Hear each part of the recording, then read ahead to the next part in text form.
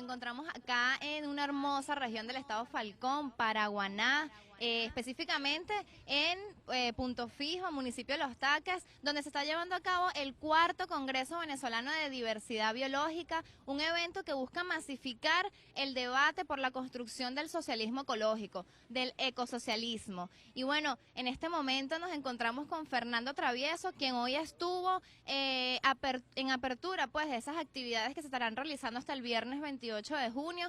Él estuvo acompañando el foro de debate con el tema geopolítica de la naturaleza y desde la UBB, que es la nueva sede de la Universidad Bolivariana de Venezuela, que se está estrenando también en el municipio de Los Taques y donde se está llevando a cabo pues este importante congreso que reúne a comunidades, colectivos organizados que pues apuestan por la construcción de esa patria ecológica. Fernando Travieso estuvo hablando específicamente sobre el tema de geopolítica del petróleo y la posición de Venezuela en cuanto a este tema. Fernando, buenas noches, ¿cómo estás? Buenas noches, Kelly. ¿Cómo estás tú? ¿Cómo te ha ido? Bien, buenísimo. Cuéntanos cómo ha sido esa receptividad, cómo te ha parecido pues esa actividad tan importante que se está realizando en la Universidad Bolivariana de Venezuela. No, sí, fantástico. Pues un congreso de diversidad biológica es fundamental, sobre todo en el siglo XXI, cuando hay tantas especies en peligro de extinción. Evidentemente que la preservación de la naturaleza es básico.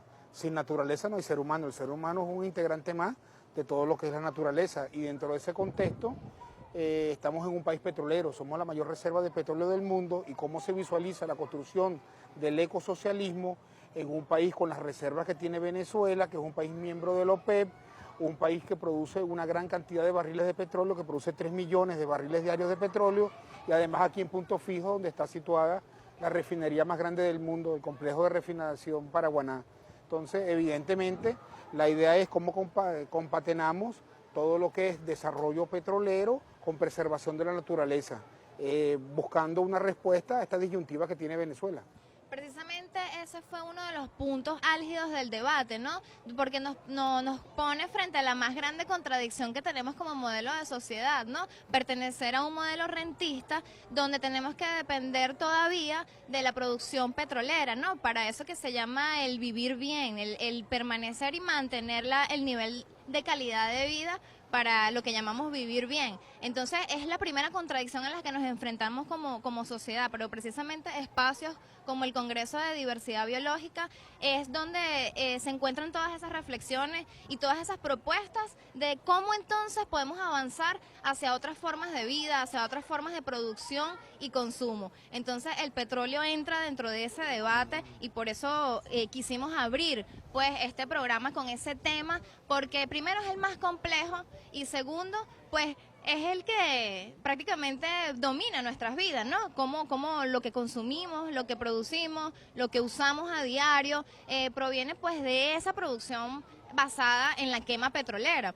Pero eso también sabemos que ha costado pues mucha pérdida de biodiversidad por su mal manejo, ha costado muchas guerras en países por el control y dominio de este recurso.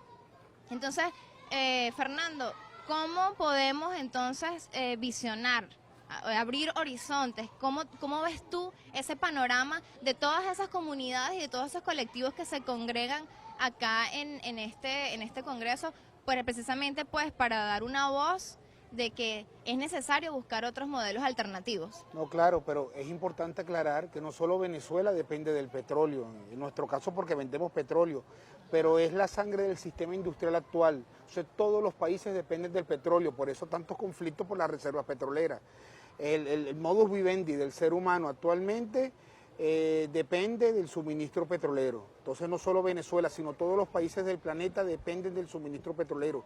Y en ese sentido Venezuela tiene una responsabilidad por ser la mayor reserva como suministrador de petróleo del mundo. Ahora, la revolución bolivariana se ha apropiado de la renta petrolera a través de la ley de hidrocarburos y la llamada ley de ganancia súbita, que el nombre es contribución especial por los precios extraordinarios y precios exorbitantes del mercado internacional de hidrocarburos.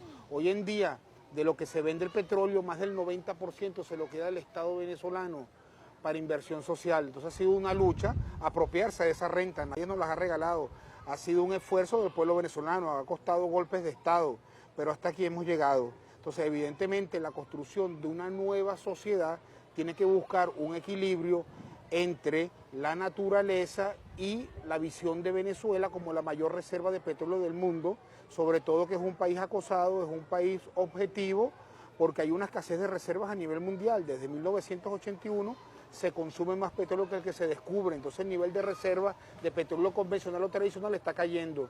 Eso aumenta la importancia estratégica de Venezuela y sobre todo de la faja del Orinoco. Y vamos hacia un aumento de la producción. Para el año que viene vamos a elevar la capacidad de producción de 3 millones a 4 millones. Y para el 2019 serían 6 millones de barriles diarios. Entonces, ¿cómo aumentar toda esa capacidad que no es igual a producción? Eso depende de la cuota que nos dé el OPEP, pero vamos a tener la capacidad.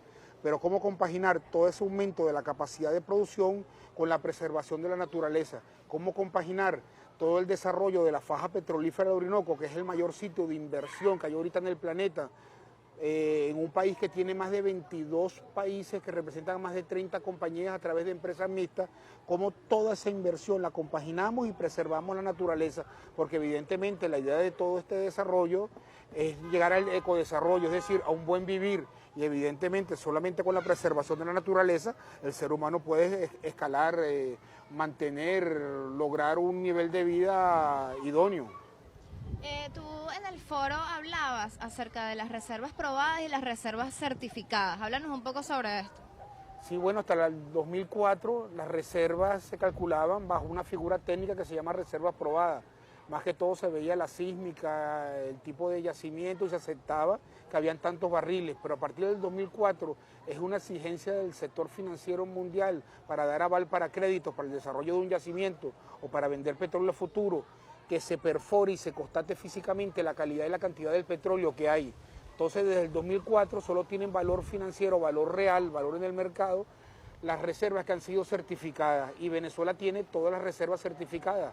Tiene 297.600 millones de barriles certificados. Es decir, nadie pone en duda la calidad y la cantidad del petróleo que tenemos bajo tierra. Somos la mayor reserva y el factor de recobro que se está utilizando para calcular estas reservas es el 20%, es decir, de cada 100 barriles que hay en la faja se pueden extraer 20 con el precio del petróleo, con la tecnología actual, pero eso puede aumentar en un futuro. Entonces, evidentemente, por el aumento en el precio del petróleo, que fue un rescate que hizo la Revolución Bolivariana en 1999, comenzando a cumplir con las cuotas de producción del OPEP, y que antes se violaban, y con la certificación de reserva, convierte, por ejemplo, a PDVSA en la empresa con más reservas certificadas del planeta Tierra, que es una posición privilegiada.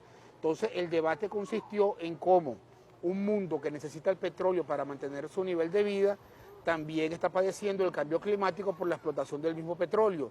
Entonces hay un contrasentido, pero es un contrasentido que nosotros, por ser el país con la mayor reserva de petróleo del mundo, tenemos que buscarle una solución, tenemos que comenzar un diálogo interno en un principio y ver cómo logramos compaginar lo que es el desarrollo petrolero al cual vamos y la preservación de la naturaleza. Entonces eso consistió el debate bien interesante, porque fue una exposición de geopolítica petrolera en medio de gente, gracias a Dios, muy contestataria, buscando respuestas a esa disyuntiva.